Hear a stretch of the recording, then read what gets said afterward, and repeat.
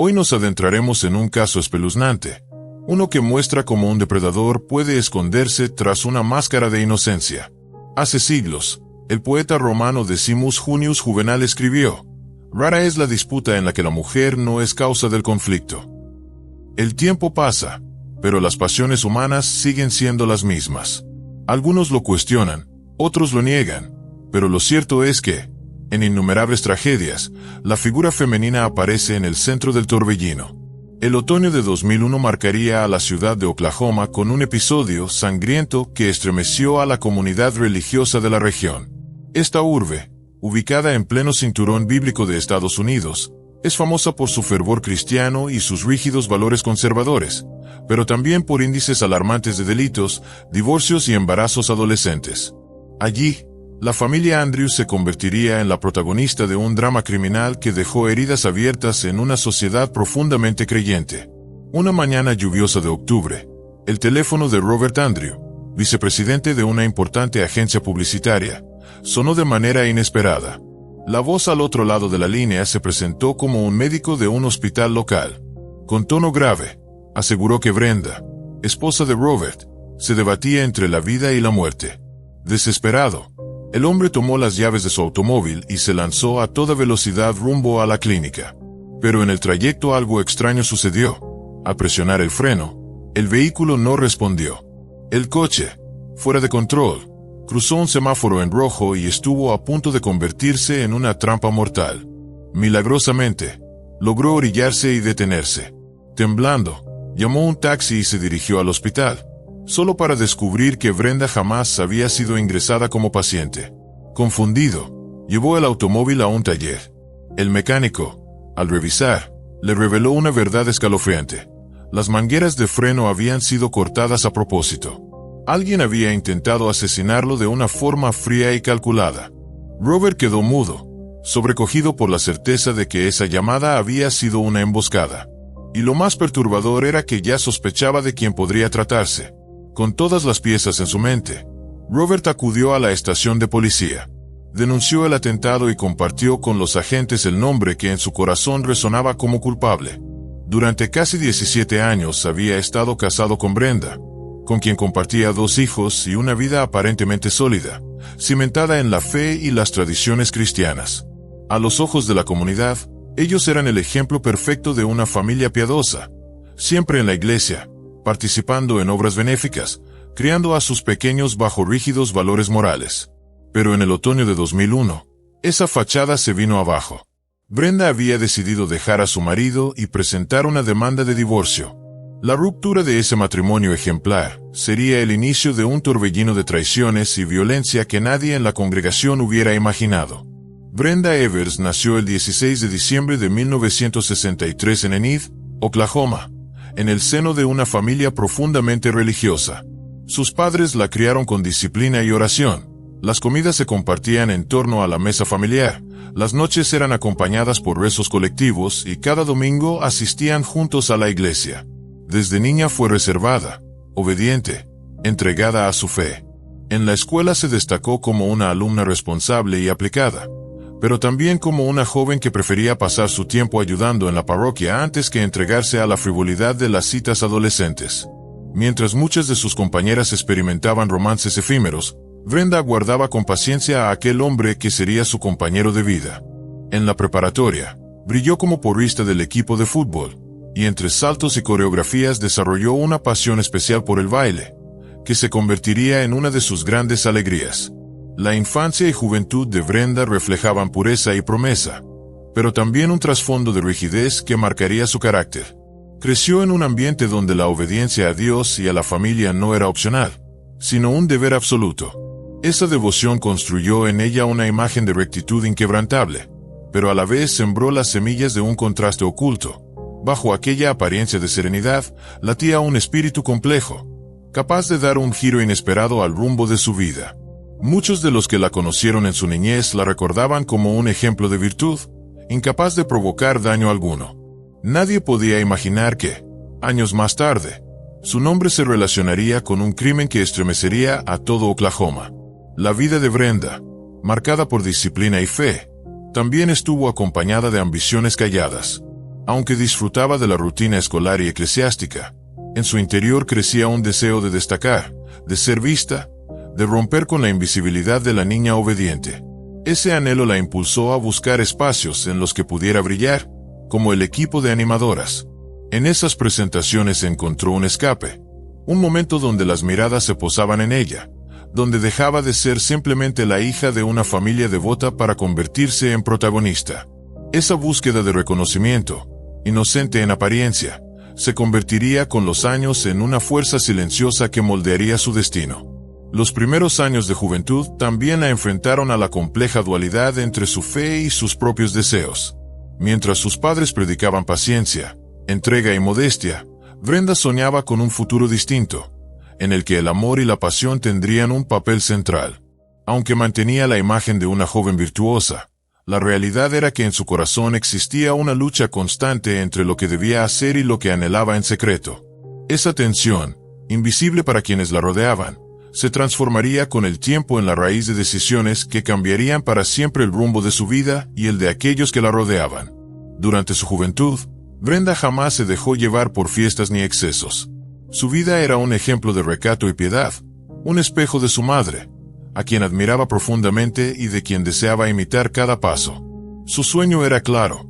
Al casarse, aspiraba a convertirse en una ama de casa dedicada por completo a su esposo y a los hijos que llegaran. Ese ideal de vida parecía tomar forma cuando, a los 17 años, conoció a Rob Andrew, hermano mayor de una amiga cercana. Él era mayor, estudiaba en la universidad estatal, y desde el primer momento la atracción fue mutua.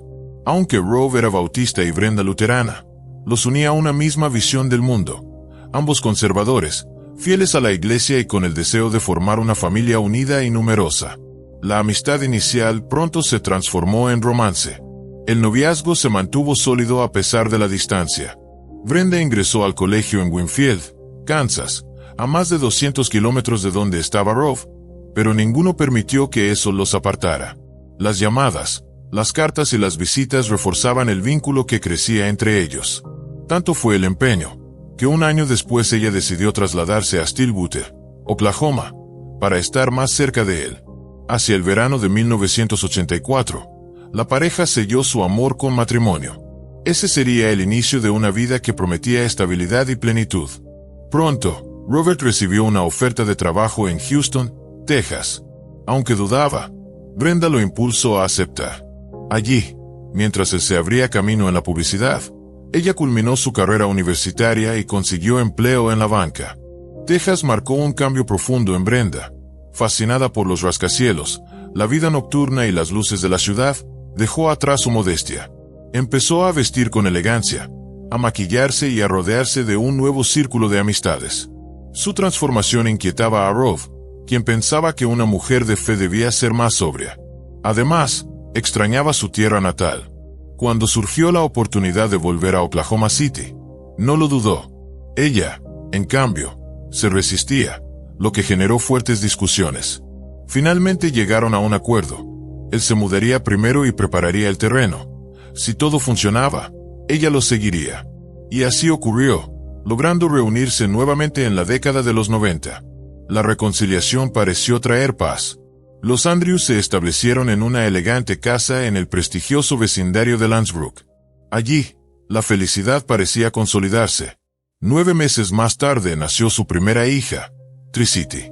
Brenda dejó su empleo para dedicarse por entero a la crianza, cumpliendo aquel ideal que había soñado desde niña. 4 años después llegó Parker, el segundo hijo. Con 2 hijos, un hogar hermoso y estabilidad financiera, todo parecía perfecto. Un matrimonio sólido, una familia ejemplar y un futuro próspero. Sin embargo, detrás de esa fachada de armonía comenzaban a gestarse tensiones invisibles que, con el tiempo, crecerían hasta romper la superficie. Lo que parecía un idilio, en realidad, ocultaba grietas silenciosas que se ensancharían hasta llevarlos a una tragedia irreversible. El 20 de noviembre de 2001, apenas unos días antes del Día de Acción de Gracias, Rob tenía planeado recoger a sus hijos en la casa de Brenda. El divorcio ya era un hecho, pero mantenían acuerdos para que los pequeños pasaran tiempo con ambos. Aquella tarde, Brenda lo recibió en la puerta con cordialidad, pero con una petición inesperada. Le pidió que la acompañara al garaje para revisar un equipo averiado. Robert aceptó sin sospechar nada. Se agachó para observar el aparato, cuando de pronto escuchó pasos que resonaban tras él. Instintivamente giró la cabeza, y lo que vio en ese instante lo marcaría para siempre. En el silencio del garaje se percibía una tensión extraña, como si el aire se hubiese vuelto más denso. La confianza de años de matrimonio se mezclaba con la frialdad de una separación reciente. Rob, aunque ya había aprendido a desconfiar de los giros inesperados de la vida con Brenda, jamás imaginó que aquel simple gesto de ayuda pudiera convertirse en la antesala de un ataque. Los segundos se estiraban con lentitud angustiante mientras esperaba comprender qué ocurría a sus espaldas. Esa fracción de tiempo bastó para que su instinto de supervivencia se activara, presintiendo el peligro inminente. La historia de los Andrew parecía, desde fuera, la típica narrativa de un matrimonio que superaba obstáculos. Pero lo que en realidad se desarrollaba era una lucha silenciosa, un juego de apariencias que escondía pasiones, resentimientos y deseos encontrados. En aquel garaje, con las herramientas desordenadas y el olor a gasolina impregnando el aire, se condensaba el desenlace de años de tensiones acumuladas. Lo que estaba por ocurrir transformaría para siempre no solo la vida de Rob y Brenda, sino también la de sus hijos y de toda una comunidad que jamás habría imaginado que detrás de aquella familia ejemplar se escondía una historia de traición y sangre. Al voltear hacia el ruido, un disparo retumbó en el garaje. La bala impactó de lleno en Robert Andrew, quien cayó pesadamente sobre el piso de concreto, mientras la escena se llenaba de caos y sangre. Eran cerca de las 6 de la tarde cuando los servicios de emergencia recibieron una llamada. La voz al otro lado era la de Brenda Andrew, quien con tono frío y entrecortado informó que estaba herida y que su esposo había muerto. Minutos después, la ambulancia llegó al lugar y lo que encontraron fue aterrador. El cuerpo de un hombre tendido en un charco de sangre, con una herida de bala que había terminado con su vida. Brenda, en cambio, presentaba un disparo en el brazo, sus ropas ensangrentadas y una actitud extrañamente distante. Los paramédicos asumieron que se trataba de un estado de shock. Intenté darle primeros auxilios a Rob, pero creo que ya está muerto, declaró sin lágrimas ni desesperación. Mientras Brenda era trasladada al hospital, con la herida cubierta y su brazo vendado, los oficiales iniciaban la inspección del garaje. Lo primero que hallaron fue una bala calibre .22 incrustada en la pared, y poco después una cápsula de escopeta. La evidencia indicaba que se habían utilizado al menos 2 armas distintas en el ataque. Luego observaron que la billetera de Robert seguía en su bolsillo, intacta, lo que descartaba de inmediato el robo como motivo del crimen. Las sospechas se enfocaron, entonces, en la historia que Brenda estaba a punto de contar. En la clínica, Brenda declaró que había citado a Rob para organizar la visita de los hijos por el feriado de Acción de Gracias. Según su versión, mientras revisaban unas cosas en el garaje, 2 hombres enmascarados irrumpieron armados. Les gritaron algo que no alcanzó a entender. Sin dudar, dispararon contra Rob en 2 ocasiones, hiriéndola a ella en un brazo antes de huir apresuradamente. Aseguró que no sabía quiénes eran ni por qué habían aparecido, y agregó que Robert no tenía enemigos, que era un hombre bueno, generoso, siempre dispuesto a ayudar a los demás. Dijo sentirse aterrada, sobre todo porque los niños estaban dentro de la casa en ese momento. Sin embargo, al escucharla, los investigadores detectaron contradicciones. Los hijos no estaban listos ni empacados para el supuesto viaje, y su relato tenía vacíos importantes que parecían diseñados para desviar la atención. Las entrevistas con los vecinos tampoco aportaron mucho. Nadie había visto nada extraño aquella tarde. Ante la falta de pistas inmediatas, la policía decidió indagar en la vida personal de los Andrew, buscando respuestas en el círculo cercano. Allí surgió un panorama muy diferente al que Brenda intentaba proyectar. Tras el nacimiento de su segundo hijo, la relación matrimonial había comenzado a desmoronarse. Rob había confesado a su pastor y a varios amigos que Brenda lo maltrataba, que despreciaba su matrimonio y lo hacía sentir humillado. Ronnie St., uno de sus amigos más cercanos y visitante habitual de la familia, relató que las expresiones de Brenda eran hirientes incluso delante de extraños, y que Rob la amaba con una devoción que ella no merecía. Durante años toleró sus desplantes, su frialdad y sus ataques, convencido de que podía salvar lo que quedaba de su unión. La figura de Brenda había cambiado radicalmente con el tiempo. Quienes la conocieron de joven recordaban a una mujer piadosa y humilde, pero con los años había surgido otra faceta, ambiciosa, egocéntrica y distante.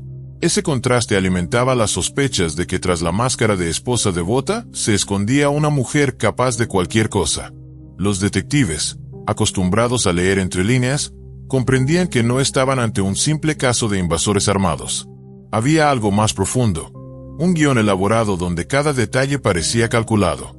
La herida de Brenda, superficial en comparación con la de su esposo, reforzaba la teoría de que su papel en el crimen estaba lejos de ser el de una víctima. La contradicción entre su supuesta vulnerabilidad y su frialdad resultaba desconcertante. Una mujer verdaderamente aterrada habría mostrado pánico, lágrimas o desesperación. En cambio, Brenda transmitía una calma helada que incomodaba a los investigadores. El garaje, con las huellas del crimen todavía frescas, se convirtió en el escenario de una verdad oculta. Allí, entre paredes manchadas de pólvora y sangre, comenzaba a revelarse la trama oscura de un matrimonio que había dejado de ser un refugio para convertirse en una trampa mortal. Conforme avanzaban los testimonios, emergía un patrón claro. Brenda no era la víctima que pretendía ser. Detrás de cada palabra había sombras de resentimiento y secretos. Sus conocidos lo confirmaban. La mujer había dejado de ser aquella joven dócil y había mutado en alguien irreconocible. Para los investigadores, cada testimonio reforzaba una sospecha. El asesinato de Robert Andrew no había sido obra de dos enmascarados desconocidos, sino parte de un plan frío y premeditado en el que Brenda jugaba un papel central. La imagen de la ama de casa devota se fue desmoronando poco a poco hasta revelar un costado oscuro. Brenda, lejos de aquella mujer refinada y modesta, comenzó a transformarse en alguien irreconocible. Sus vestidos se volvieron provocativos, sus labios pintados con colores intensos, y sus conductas empezaron a levantar sospechas. Los rumores sobre su vida privada no tardaron en multiplicarse. Y no eran simples chismes, había pruebas concretas. Lo que parecía un simple cambio de estilo era en realidad el reflejo de un vacío interior, de una crisis de mediana edad que se manifestaba en la necesidad desesperada de atención y deseo. En octubre de 1997, Brenda inició un romance clandestino con Rick Nunley, esposo de una amiga y colega suyo en un banco de Oklahoma. Durante un año mantuvieron una relación, y más tarde, aunque la intensidad disminuyó, aún se comunicaban con llamadas ocasionales cargadas de complicidad. No pasó mucho tiempo antes de que apareciera otro nombre en la lista. James Higgins, un comerciante local que, seducido por la manera descarada de vestir y coquetear de Brenda, cayó rendido a sus encantos. Ella le entregó las llaves de un hotel. A partir de entonces, comenzaron a reunirse con frecuencia, 1 o 2 veces por semana. Aquella aventura se extendió durante 5 años, oculta a los ojos de Rob, quien, en su ingenuidad y amor, ignoraba la magnitud de las traiciones que se cernían sobre su matrimonio. Mientras Brenda se hundía en sus pasiones, Rob trataba de aferrarse a lo poco que quedaba. Aunque notaba el distanciamiento, los silencios cada vez más prolongados y la indiferencia de su esposa, él mantenía la esperanza de que, con paciencia, podrían recuperar lo perdido. No obstante, en 2001, Brenda decidió poner fin a su vínculo con Higgins, pero no por un intento de salvar su matrimonio ni por convicción religiosa, sino porque su corazón ya estaba encaminado hacia una nueva obsesión. Cada paso la conducía más hondo en una espiral de engaños y deseos que terminarían por consumirlo todo. 2 años antes, Rob había financiado la construcción de una iglesia bautista en Oklahoma City, convirtiéndose en diácono, mientras Brenda asumía el papel de maestra en la escuela dominical. A ojos de la comunidad, su familia seguía siendo un modelo de fe y rectitud. Brenda enseñaba con entusiasmo los valores cristianos a los niños, proyectando la imagen de esposa ejemplar. Fue allí, en aquel mismo templo donde debía reforzarse la moral, que conoció a James Pavad, maestro a tiempo parcial, hombre casado, además, amigo cercano de Rob. El nuevo vínculo entre ambos comenzó como una relación disfrazada de amistad y compañerismo espiritual, pero pronto se transformó en una pasión prohibida que traspasó todos los límites. En la primavera de 2001, Brenda y James dejaron de ocultar lo evidente. Las miradas, los gestos y las sonrisas los delataban. y la congregación entera comenzó a notar la tensión entre ellos. Rove, devastado, enfrentó a su esposa en una acalorada discusión en la que la acusó de infidelidad. El matrimonio se quebró definitivamente. Mientras Brenda encontraba en Pavatt un nuevo cómplice, Rove seguía soñando con una reconciliación que ya no tenía lugar. Ella, firme y fría, presentó la demanda de divorcio. El contraste era evidente. Mientras él aún luchaba por mantener unida a su familia, ella ya había decidido destruirla. Poco después de la separación, se desató la secuencia de hechos más siniestra. Un extraño llamó a la oficina de Rove, advirtiendo que su esposa estaba hospitalizada. Ese mismo día, sus frenos fueron saboteados. El hombre escapó milagrosamente con vida, pero comprendió que alguien quería verlo muerto. Y aunque su carácter era el de un hombre abierto y confiado, señaló directamente a Brenda y a James como posibles responsables, llevándolo todo a la policía. La pregunta era inevitable. ¿Qué podía llevar a un hombre como Rove, conocido por su ingenuidad y bondad, a sospechar de manera tan clara y contundente de su propia esposa y de un amigo cercano? Esa duda también inquietaba a las autoridades. Rove no había puesto trabas al divorcio, aceptó con madurez la custodia compartida de sus hijos y continuó sosteniendo económicamente a Brenda. Todo parecía indicar que no había motivo para que lo eliminaran. Sin embargo, detrás de la fachada de rutina y acuerdos, se estaba gestando un plan siniestro. Brenda y Pavatt, unidos no solo por la pasión, sino también por intereses más oscuros, estaban dispuestos a cruzar la última frontera, la que separa la infidelidad del crimen. En el fondo, la vida de Brenda se había convertido en un torbellino de contradicciones. La mujer que enseñaba versículos bíblicos los domingos era la misma que pasaba las noches en hoteles, entregada a aventuras prohibidas. Ese abismo entre lo que predicaba y lo que vivía revelaba una doble moral que no pasó inadvertida para los investigadores. Cada paso que daba, cada mentira que contaba y cada gesto calculado la acercaban más a la línea final de su destino. Un plan de muerte que no solo arrasaría con Rove, sino con la imagen entera de una comunidad que alguna vez la veneró como ejemplo de virtud. Brenda nunca buscó complacer a un marido engañado. Lo que realmente la movía era el dinero. James Pavatt, además de maestro, trabajaba como agente de seguros.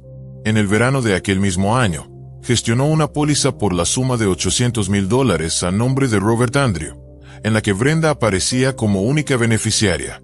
Era el golpe perfecto disfrazado de previsión familiar.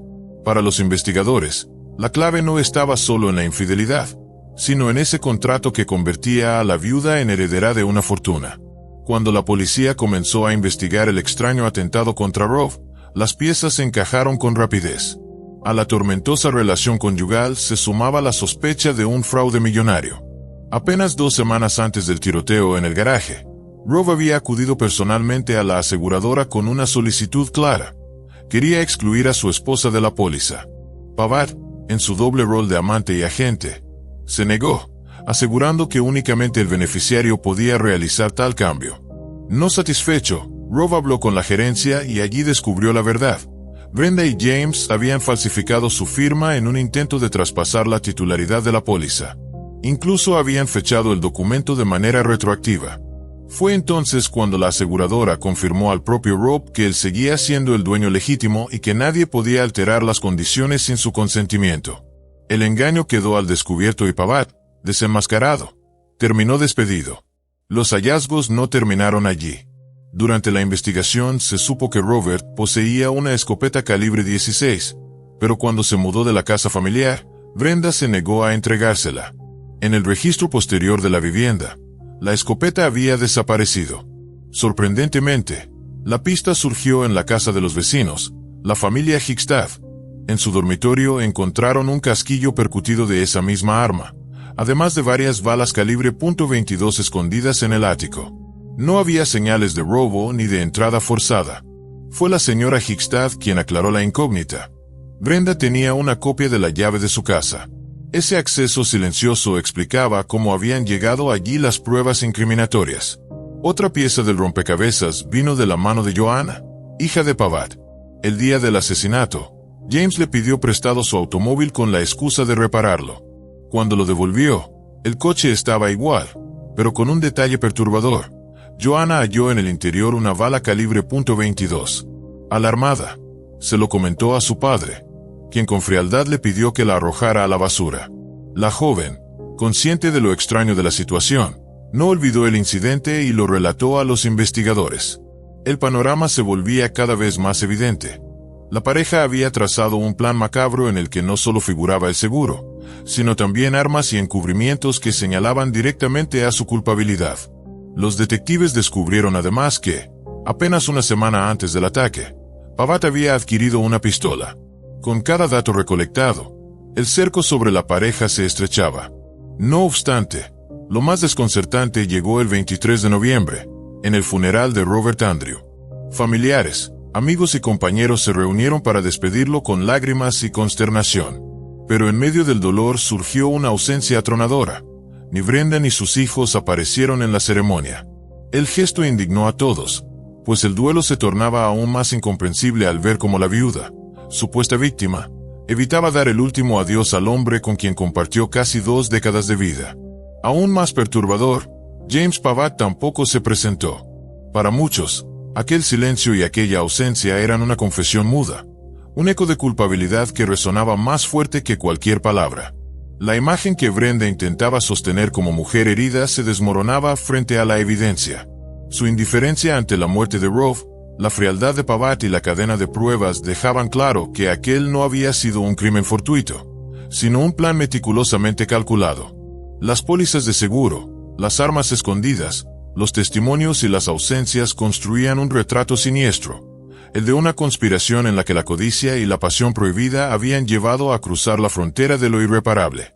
El ataúd cerrado de Rob se convirtió en un símbolo de las verdades que todavía estaban por salir a la luz. Los asistentes al funeral, al ver la banca vacía donde debió estar su esposa, comprendieron que algo más oscuro se ocultaba detrás de aquella tragedia. Y aunque la justicia aún no había pronunciado sentencia, la sospecha ya estaba sembrada. Brenda Andrew y James Pavatt habían sellado su destino la misma noche en que apagaron para siempre la vida de Robert. Nadie en el funeral entendía dónde estaban Brenda Andrew y James Pavatt. Su ausencia resultaba ensordecedora. Ni la viuda ni el supuesto amigo aparecieron para despedirse de Rob. Aquella desaparición repentina encendió las alarmas, no solo entre los familiares del difunto, sino también en la policía. Pronto quedó claro que no se trataba de una casualidad, habían huido. Los sospechosos intuían que la justicia estaba cada vez más cerca. Para entonces, los resultados de la autopsia ya habían sido entregados, y con ellos, las contradicciones de Brenda quedaron expuestas. La versión que había ofrecido a los oficiales difería notablemente de los hallazgos forenses. El informe confirmó que se usaron 2 armas distintas en el ataque. La primera herida de Rob provenía de una escopeta disparada a larga distancia, pero el disparo mortal fue hecho a quemarropa con una pistola calibre .22, el mismo calibre que había perforado el brazo de Brenda, también desde muy cerca. Al analizar las manchas de sangre en su ropa, los expertos concluyeron que ella estaba junto a su esposo en el momento de recibir el último disparo. El ángulo y la trayectoria de la sangre coincidían con la posición del tirador. En otras palabras, Brenda misma fue quien remató a Robert con un tiro certero. Con esta prueba contundente, las autoridades no tuvieron más dudas. Brenda Andrew y James Pavatt fueron oficialmente acusados y puestos en la lista de los más buscados. La huida complicó la situación. Los fugitivos llevaban ventaja de varios días, y se sospechaba que habían cruzado la frontera hacia México. Para acorralarlos, la policía bloqueó sus cuentas bancarias, convencida de que tarde o temprano necesitarían dinero y así revelarían su ubicación. Y el plan funcionó. 3 meses más tarde, Pavatt cometió un error fatal. Contactó a su hija Joanna para pedirle dinero. Lo que no imaginó fue que su propia hija ya estaba colaborando con los investigadores. Joanna no tenía dudas de que su padre estaba implicado en el asesinato. Lo había demostrado con mentiras, como aquella ocasión en que le pidió a su novio hacerse pasar por médico y llamar a Rob fingiendo que Brenda estaba internada en el hospital, lo que había sido el detonante del sabotaje en el coche. Cuando Pavatt la buscó para que lo auxiliara, Joanna informó de inmediato a las autoridades. Así fue como la policía descubrió que los prófugos se escondían en Cancún. En febrero de 2002, la fuga llegó a su fin. Brenda y James fueron detenidos en la frontera mexicana y entregados a las autoridades estadounidenses. Ambos enfrentaron cargos por asesinato en primer grado y conspiración para cometer homicidio. Los hijos de los Andrew, víctimas inocentes de la tragedia, quedaron al cuidado de sus abuelos paternos. El contraste era brutal. Mientras su madre y su amante permanecían fríos, sin admitir culpa alguna, los niños crecían bajo la sombra de un crimen que les arrebató a su padre y destruyó su hogar. El proceso judicial no tardó en comenzar. El primero en enfrentar al jurado fue James Pavatt. La fiscalía se encargó de construir un caso sólido y minucioso. Recordaron al jurado que Pavatt había sido francotirador en el ejército, un hombre entrenado en el uso de armas, lo que lo convertía en un ejecutor letal. Se expusieron además sus intentos de impedir que Rob modificara la póliza de seguros, el vínculo amoroso con Brenda y la participación activa en el plan para eliminarlo. La declaración de Joanna, su propia hija, resultó demoledora. Reveló cómo su padre había manipulado y engañado incluso a su familia con el fin de concretar el asesinato. El testimonio de la hija no solo aportó pruebas directas, sino que también mostró el rostro humano de la traición, un padre dispuesto a arrastrar a los suyos en su caída. Los investigadores complementaron su relato con evidencias físicas, como las armas, las balas y las huellas de sangre, que conectaban de manera irrefutable a Pavatt y a Brenda con el crimen. La fiscalía insistió en que no se trataba de un ataque fortuito ni de ladrones improvisados, sino de un plan cuidadosamente elaborado, motivado por la codicia y consumado con sangre fría. El juicio reveló ante la opinión pública la crudeza de los hechos.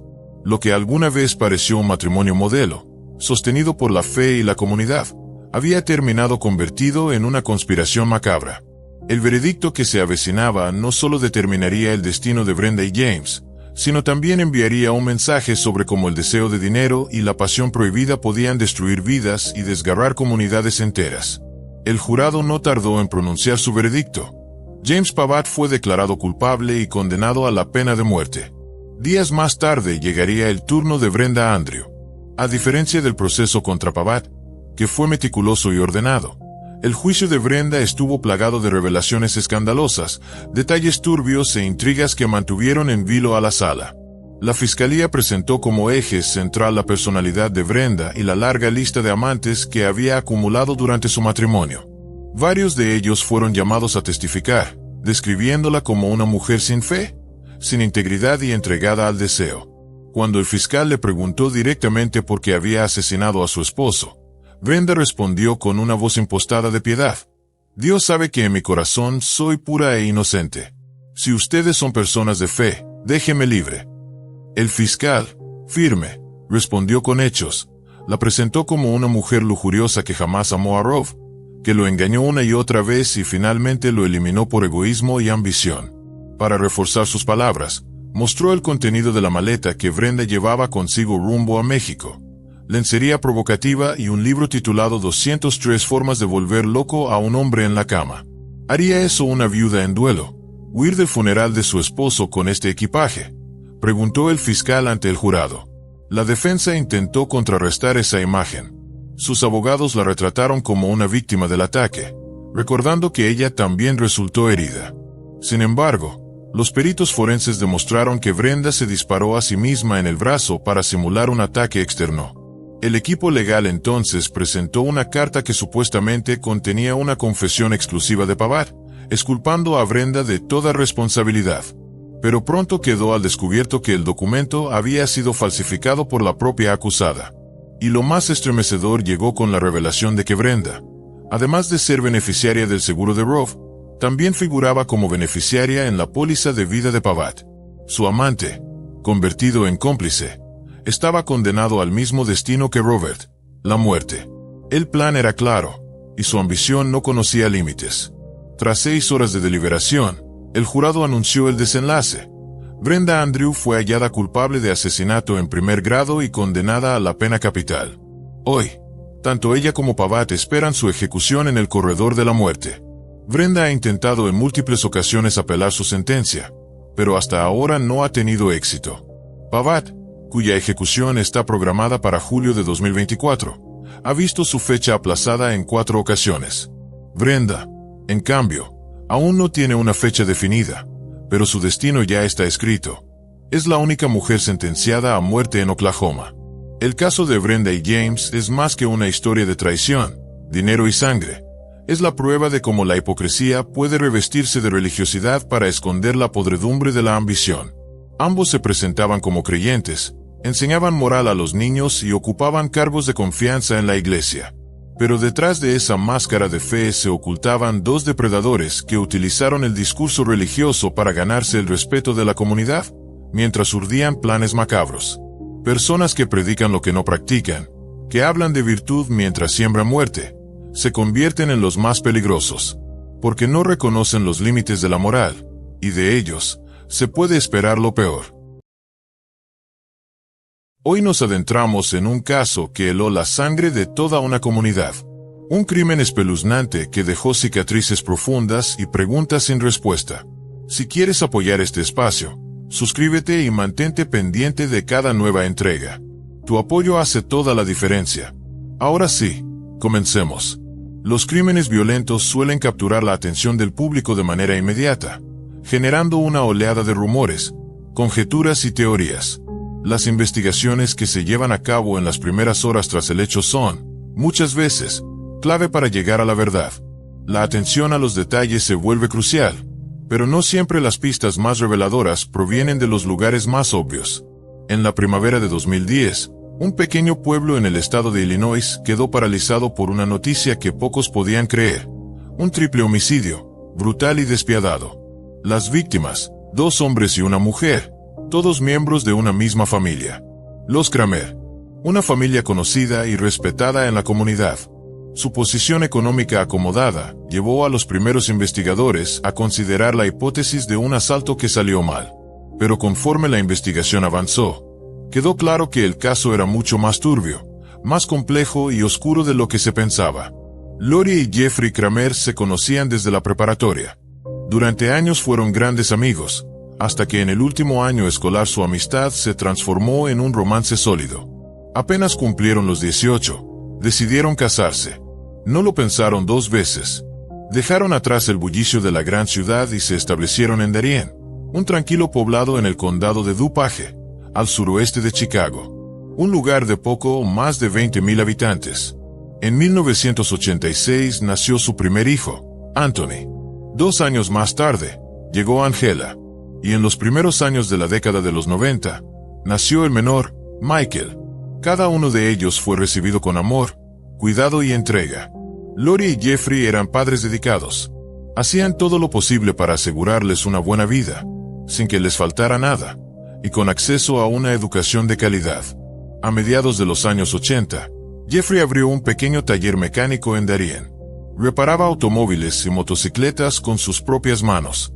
Rápidamente se ganó la reputación de ser un experto capaz de arreglar cualquier cosa con motor. El negocio fue creciendo poco a poco. Con los años, aquel taller modesto se convirtió en un centro de servicio de gran tamaño, que atraía a clientes de todo el condado. Gracias a ese éxito, los Kramer compraron una casa amplia en uno de los vecindarios más seguros y cotizados del pueblo. Cada miembro de la familia tenía su propio automóvil. Los hijos asistían a escuelas de alto nivel. Y, quizás lo más importante, tenían la libertad de elegir su propio camino, sin presiones. Anthony, el mayor, estudiaba economía y soñaba con mudarse a Chicago. Amaba su independencia, pero eligió quedarse en casa. Remodeló el sótano y lo transformó en un espacio totalmente funcional. Baño, cocina, recámara amplia, todo hecho por él. Aunque solo se podía acceder desde el interior de la casa. Angela estudiaba arquitectura. También contemplaba mudarse a una ciudad más grande, aunque por ahora seguía viviendo en casa. Michael, el más joven, acababa de terminar la preparatoria. Su plan era quedarse en Darien y trabajar con su padre. Había crecido en el taller, rodeado de herramientas y motores. Le apasionaban los vehículos y tenía la habilidad para seguir con el negocio familiar. A pesar de que los 3 hijos ya eran adultos jóvenes, todos seguían viviendo bajo el mismo techo. Los Kramer eran una familia unida, feliz, sin grandes conflictos. Los vecinos los describían como personas cálidas, generosas, siempre dispuestas a ayudar. Parecían no tener enemigos. Eran queridos y respetados. Pero las apariencias engañan. La madrugada del 2 de marzo de 2010, Poco después de las 2:30, los servicios de emergencia de Darien recibieron una llamada desesperada. Una voz femenina, temblorosa, apenas susurraba pidiendo ayuda. Estaba escondida dentro de un closet. No sabía exactamente lo que ocurría, solo que había escuchado múltiples disparos, al menos 10. Sus palabras eran confusas, llenas de miedo, pero logró dar una dirección y suplicó que enviaran ayuda de inmediato. Esa dirección pertenecía a la familia Kramer. Cuando la policía llegó, el silencio reinaba. No se escuchaban más disparos, pero las luces de la casa seguían encendidas. Uno de los agentes notó movimiento. Alguien salía por una de las ventanas del sótano. Por un momento, se creyó que era el agresor tratando de escapar. Pero no, era Anthony Kramer, el hijo mayor. También había escuchado los disparos. Aterrorizado, se escondió. No se atrevió a subir ni a asomarse. Solo cuando escuchó las sirenas se animó a salir, pero no por la puerta. Temía cruzarse con el responsable. Anthony logró escapar por la ventana del sótano. Los oficiales lo alejaron de la escena y le pidieron que esperara en un lugar seguro mientras inspeccionaban la casa. La puerta principal no había sido forzada. Todo indicaba que alguien había ingresado por otro punto. Al entrar, lo primero que encontraron los agentes fue una escena escalofriante. En la escalera, tendido sobre un enorme charco de sangre, yacía el cuerpo sin vida de Jeffrey Kramer, el patriarca de la familia. Había recibido 2 disparos en el pecho a corta distancia. Estaba muerto. Justo encima de él, en los escalones, estaba el cuerpo de su esposa, Lorie. Las heridas en el abdomen y la cabeza no dejaban lugar a dudas. Ella tampoco había sobrevivido. Más adelante, en el pasillo que conducía al garaje, boca abajo y sobre otro charco de sangre, estaba el hijo menor, Michael. 3 disparos por la espalda lo habían derribado. Aún tenía pulso cuando llegaron los paramédicos, pero la gravedad de las heridas fue tal que no logró llegar con vida al hospital. Murió dentro de la ambulancia. En la pared junto a las escaleras se podían ver múltiples impactos de bala. Varios casquillos de grueso calibre estaban esparcidos por el piso. Una de las ventanas de la sala había sido rota. Todo apuntaba a que por ahí había entrado el atacante, o atacantes. Pero había una pregunta crucial que no podía ser ignorada. ¿Dónde estaba la joven que había hecho la llamada de auxilio? ¿Estaba a salvo? ¿Seguía con vida? Angela fue localizada en la planta alta, aún escondida dentro de un closet. El miedo la había paralizado por completo. Tuvieron que sacarla del lugar casi cargando. Al cruzar por los cuerpos de sus seres queridos, rompió en llanto. Gritaba, sollozaba, fuera de sí. No estaba en condiciones de hablar. Necesitaba atención médica de inmediato. Los únicos testigos eran los 2 hermanos sobrevivientes, Angela y Anthony. Pero ninguno pudo aportar detalles útiles. Anthony se encontraba en su departamento del sótano cuando comenzó el tiroteo. Su celular estaba en la sala, así que no pudo pedir ayuda. El miedo a encontrarse con el asesino lo mantuvo escondido hasta que escuchó las sirenas. Angela dormía en su habitación cuando comenzaron los disparos. Corrió hacia el dormitorio de sus padres, pero no los encontró. Más disparos. Tomó su teléfono, se encerró en el closet y llamó al 911. Permaneció ahí hasta que fue rescatada por la policía. Ninguno de los 2 vio al atacante. No sabían si fue una sola persona o más. No podían describir a nadie. La escena del crimen había dejado muy pocas pistas, salvo los casquillos esparcidos por el suelo. Desde el inicio, la investigación tropezaba con una gran barrera. Sin testigos ni pistas claras, los detectives tuvieron que abrir todas las líneas de investigación, incluso aquellas que parecían poco probables. La familia Kramer era conocida por su buen nivel económico. Su casa estaba llena de objetos valiosos, relojes de lujo, joyas, electrónicos de alta gama, lo que hacía pensar en un posible robo. A simple vista, parecía el móvil más lógico, pero la escena no cuadraba con esa hipótesis. Nada había sido robado. Ningún cajón revuelto. Las joyas, intactas. El dinero, sin tocar. La caja fuerte, ni siquiera fue abierta. Según el testimonio de los sobrevivientes, el atacante estuvo dentro de la casa no más de 3 a 5 minutos.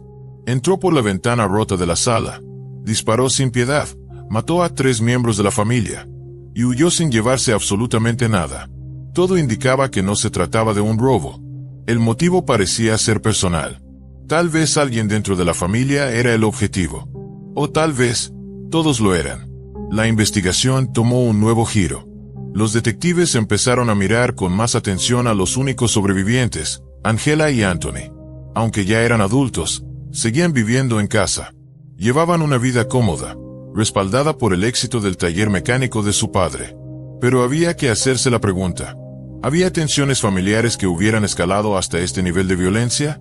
Una de las teorías más inquietantes sugería que los hermanos mayores, frustrados con la vida en un pueblo pequeño, habían decidido tomar el control de los bienes de la familia, la casa, el negocio, los ahorros. El plan habría sido vender todo, dividir el dinero y empezar de nuevo en otro lugar. Michael, el hijo menor, que deseaba quedarse y continuar el legado familiar, pudo haber sido un obstáculo. Y con menos herederos, la parte a repartir sería mayor. Una hipótesis perturbadora, pero pronto fue descartada. Tanto Angela como Anthony estaban visiblemente destrozados. Su dolor era real, profundo. Y entonces, un nuevo giro lo cambió todo. La policía recibió información de una persona que no solo podía haber sido testigo de lo ocurrido, sino que pronto se convertiría en una figura clave en el caso. Mientras la investigación ya estaba en marcha, con oficiales examinando la escena, entrevistando a los sobrevivientes y buscando posibles testigos, una joven se acercó corriendo a la residencia de los Kramer. Estaba alterada, llorando, desesperada por saber algo sobre Michael. Dijo que tenía información importante y que había estado en la casa al momento del ataque. Su nombre era Samantha. Tenía apenas 19 años y era la novia de Michael. Su relación había comenzado en la adolescencia, cuando aún estaban en la preparatoria. Eran novios desde hacía años y las familias de ambos apoyaban completamente su relación. Incluso, habían empezado a hablar sobre compromiso. El plan era casarse pronto. La noche del crimen, los Kramer habían invitado a Samantha a cenar. La velada fue tranquila, familiar. Al terminar, Samantha decidió quedarse a dormir con Michael. A eso de las 11 de la noche, Jeffrey y Lori se retiraron a su habitación. Poco después, Angela y Anthony hicieron lo mismo. Michael y Samantha se quedaron en la sala, viendo una película. Pero antes de que terminara, se quedaron dormidos, acurrucados en el sillón. Alrededor de las 2:30 de la madrugada, Samantha se despertó de golpe. Un fuerte estruendo, como de vidrios rotos, la sacó del sueño. Al principio no comprendía qué estaba pasando. Incluso pensó que el ruido provenía de la película que seguía reproduciéndose. Michael también se despertó. Ambos miraron alrededor, confundidos, y fue entonces cuando vieron una figura oscura entrando por una ventana rota. Samantha no pudo dar ninguna descripción útil. La persona vestía completamente de negro y usaba una máscara que le cubría todo el rostro. Sin mediar palabra, el intruso sacó un arma y disparó directamente hacia ellos, aún sentados en el sofá, paralizados por el miedo. Una bala impactó en la pared junto a sus cabezas. Fue entonces cuando comprendieron que debían escapar. Corrieron hacia la puerta del garaje. Michael la abrió y, protegiendo a Samantha con su propio cuerpo, la empujó para que saliera primero. En ese momento, recibió 3 disparos por la espalda, a quemarropa, pero el breve instante que se mantuvo en la puerta fue suficiente para que Samantha escapara. Salió corriendo, sin mirar atrás, creyendo que Michael iba justo detrás de ella. Aterrada, convencida de que el agresor la seguía, corrió varias cuadras sin detenerse. No fue sino hasta que llegó a una calle solitaria que se dio cuenta de que estaba sola. No traía su celular, lo había dejado en la sala de los Kramer. Tocó desesperadamente la puerta de la primera casa que encontró, pero nadie respondió. Fue entonces cuando escuchó pasos. El pánico la invadió. Creyendo que el atacante la había seguido, se metió debajo del porche de una casa y se quedó ahí, inmóvil, escondida, durante casi una hora. Paralizada. Finalmente, aún en estado de shock, decidió regresar a casa de Michael. A lo lejos, vio las luces rojas y azules de las patrullas. Corrió hacia ellas. Los oficiales la detuvieron antes de que pudiera acercarse demasiado, pero alcanzó a ver los cuerpos dentro de la casa. Al darse cuenta de que Michael había muerto, se derrumbó. La noticia la devastó. A pesar del dolor, Samantha pronto se convirtió en objeto de sospecha. La policía consideró la posibilidad de que alguien obsesionado con ella, quizá un admirador celoso, hubiera intentado deshacerse de Michael. Para cubrir sus huellas, hubiera asesinado a los demás. Pero esa línea de investigación no llevó a ningún lado. La dirección del caso cambió cuando, durante un interrogatorio, Angela mencionó un nombre que nadie esperaba: Johnny Borisov, su exnovio. Un nombre que cambiaría el rumbo de la investigación. Cuando los detectives le preguntaron si alguien podría tener motivos personales para hacerle daño a la familia, Angela, sin dudar, mencionó a Johnny. Habían terminado su relación en medio de una fuerte discusión, solo unos meses antes. Tenían un hijo pequeño en común. Su historia era compleja. Inicialmente, Angela salía con Steven, el mejor amigo de Johnny.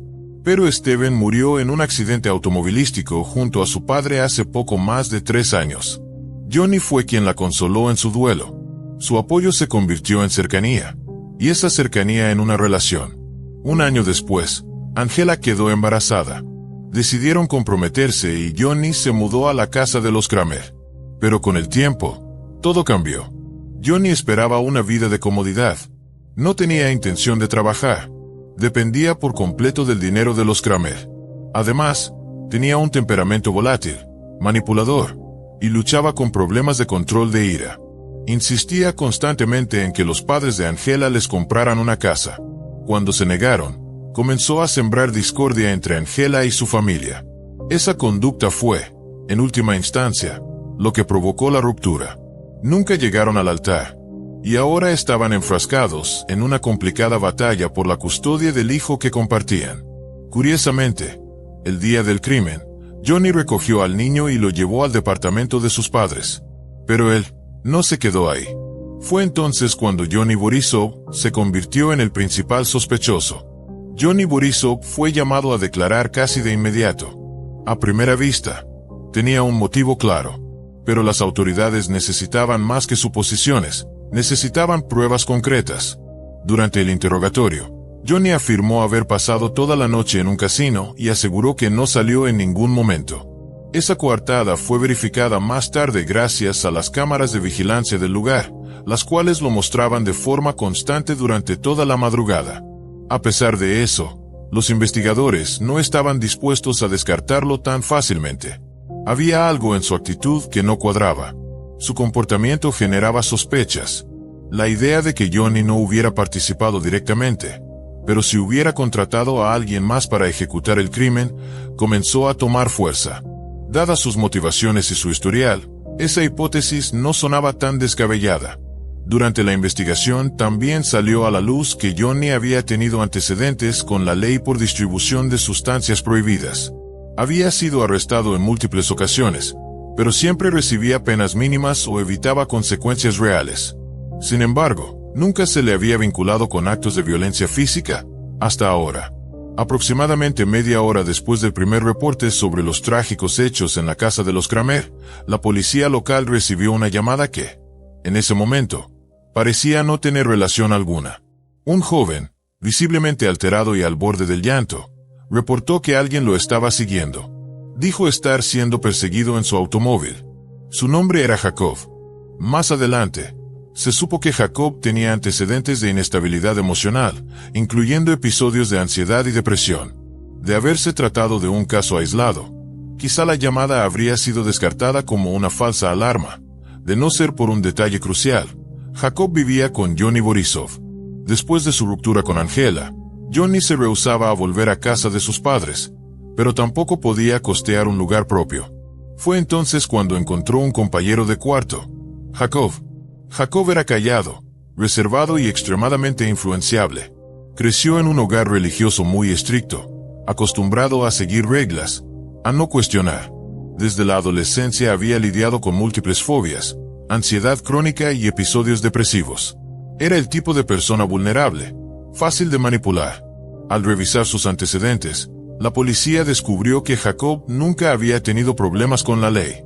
Quienes lo conocían lo describían como un muchacho educado, retraído, algo raro, pero no peligroso. Aunque algunos sospechaban que podía estar enfrentando problemas de salud mental o incluso consumo de sustancias, No había nada confirmado. Lo más inquietante fue que, al no haber pruebas directas en su contra, las autoridades solo podían interrogar a Johnny de manera informal. Es decir, podía entrar y salir cuando quisiera. Y eso fue justo lo que hizo. Durante el interrogatorio, Johnny salía constantemente a hacer llamadas y enviar mensajes. Su insistencia en comunicarse con alguien en particular levantó aún más sospechas. Fue entonces cuando la policía solicitó una orden para revisar su historial de llamadas. Los registros revelaron que Johnny había estado contactando insistentemente a alguien registrado en su celular como Jai. Ese contacto no era otro que Jacob, el joven que la policía ya intentaba localizar sin éxito. Aunque los mensajes no contenían declaraciones incriminatorias directas, se mostraban una clara intención de controlar la situación. Johnny insistía en que Jacob no dijera nada que pudiera causar problemas. Le pedía que se calmara, que se quedara callado. Jacob, que en los últimos años apenas mantenía contacto con sus padres, había estado viviendo con sus abuelos antes de mudarse con Johnny. Cuando los agentes se comunicaron con el matrimonio, descubrieron que no sabían nada de su nieto desde hacía tiempo. Jacob les había dicho que iría a visitarlos pronto, pero nunca llegó. Tampoco volvió a llamar. Sus abuelos confirmaron lo que la policía ya sospechaba. Jacob había luchado toda su vida con depresión, paranoia y otros trastornos. Había sido internado en centros de salud mental. Aunque recibía tratamiento, se negaba a tomar la mayoría de sus medicamentos. Creía que podía manejar su condición por su cuenta. La familia siempre había tenido malas impresiones de Johnny. Estaban convencidos de que lo manipulaba, de que lo usaba, pero como ambos eran adultos viviendo por su cuenta, no podían intervenir legalmente. La relación de poder entre ambos era preocupante. Johnny, con antecedentes penales, había descubierto las vulnerabilidades de su compañero de cuarto, y comenzó a explotarlas. Le ofrecía alternativas a la medicina convencional, sustancias psicoactivas que él mismo distribuía. Jacob, frágil y sin guía, cayó en la dependencia rápidamente. Cuando ya no podía pagar, Johnny le ofrecía las dosis a cambio de favores. Poco a poco, sin darse cuenta, Jacob quedó completamente sometido al control de quien decía ser su amigo. Las piezas comenzaron a encajar. La policía veía con mayor claridad lo que estaba ocurriendo. Johnny Borisov no había disparado esa noche, pero todo apuntaba a que había sido él quien puso en marcha los eventos. Él había guiado, manipulado, y posiblemente enviado a Jacob a ejecutar una venganza brutal contra su exnovia, y contra toda su familia. Emocionalmente inestable, atrapado en una espiral de adicción y paranoia, Jacob tal vez ni siquiera comprendía del todo lo que estaba haciendo. Pero pronto, otra pieza clave del rompecabezas salió a la luz. Aproximadamente un mes antes del crimen, Jacob había comprado legalmente una pistola calibre .40 y la había registrado a su nombre. Como alguien con historial documentado de problemas mentales logró adquirir un arma de fuego legalmente, sigue siendo un misterio. Todo indica que no se realizó una verificación de antecedentes adecuada. Supuestamente, la adquirió para defensa personal. El modelo y calibre coincidían exactamente con el arma utilizada en la escena del crimen. Solo faltaba realizar pruebas balísticas para confirmar si se trataba de la misma pistola. A esto se sumaban otros indicios circunstanciales que apuntaban hacia su posible participación. Pero quedaba una gran incógnita. ¿Dónde estaba Jacob? El 4 de marzo, los padres de Jacob se comunicaron con la policía para reportar algo alarmante. Su hijo, con quien casi no tenían contacto desde hacía más de 2 años, había aparecido de manera inesperada en su casa. Estaba nervioso, actuaba de forma errática, y le suplicó que lo escondieran, aunque fuera por un rato. Aseguraba que miembros de una pandilla lo estaban persiguiendo, supuestamente contratados por un capo del narcotráfico local porque había fallado en una misión. Jacob parecía bajo los efectos de alguna sustancia. Cerró todas las cortinas, les ordenó no acercarse a las ventanas ni contestar el teléfono. Luego bajó al sótano y se quedó dormido en un viejo sillón. Para cuando llegó la policía, Jacob había dormido lo suficiente para recuperar parte de la lucidez. Fue llevado a declarar, y ahí compartió una historia tan extraña como perturbadora, una historia que él creía por completo. Solo pidió una cosa a cambio: que protegieran a sus padres de los supuestos pandilleros. A cambio, confesaría todo. Según Jacob, fue Johnny quien lo introdujo al consumo de sustancias ilícitas y quien se las proporcionaba de forma regular. Pero cuando no tenía dinero para pagar, su deuda comenzó a crecer. Entonces, Johnny le habría dicho que estaba vinculado a un cártel y que sus jefes ya sabían del dinero que Jacob debía. Peor aún, Johnny le aseguró que su ex, Angela, había descubierto sus supuestos vínculos con los narcos y planeaba delatarlo por venganza. Según Johnny, el capo se había enterado y ordenó que la silenciaran, y le asignaron la tarea a Jacob, como forma de pagar su deuda. Jacob le creyó todo.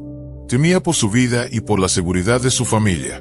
No sabía que aquella historia del cártel, los sicarios y la amenaza era completamente falsa. Una invención manipuladora, diseñada por Johnny para orillarlo al crimen.